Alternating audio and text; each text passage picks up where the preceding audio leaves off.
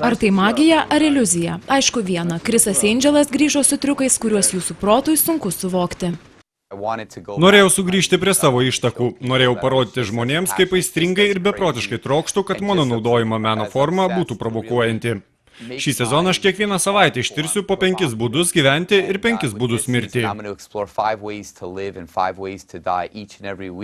Pirmojoje 5-ojo laidos Chris Angel Mind Freak sezono serijoje Angelas bus gyvas palaidotas karste. Tai triukas, kurį jis vadina baltąja mirtimi. Angelas bus supančiotas grandinėmis ir įdėtas į permatomą karstą. Jis bus užkastas po daugiau kaip 2 tonomis šlapio sniego Mamuto kalne.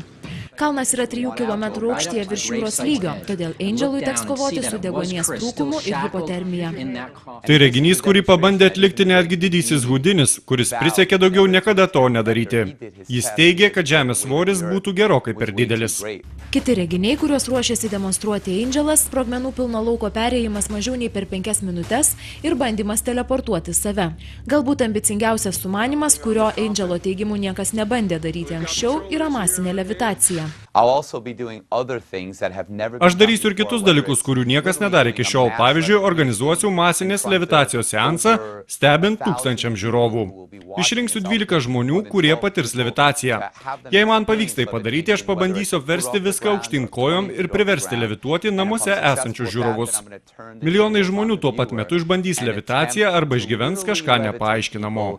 In their own home. Millions of people at the same time will experience levitation or something that will happen that's unexplainable. Neseniai Tarptautinė magų asociacija suteikė Angelui 10-mečio mago titulą. Tačiau menininkas teigia, kad šioje srityje dirba ne dėl apdovanojimų. Žinote, puikiausia būna tuomet, kai žmonės prieina prie manęs Luxor viešbutyje ir sako: Chrisai, pažiūrėję šį pasirodymą, aš sugebėjau įveikti savo baimę. Tai girdėti yra nuostabu ir labai malonu.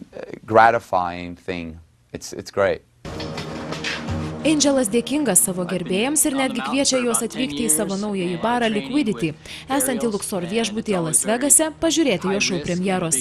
Jis teigia, kad bus ten, priims svečius ir atšvęs savo laimėjimus.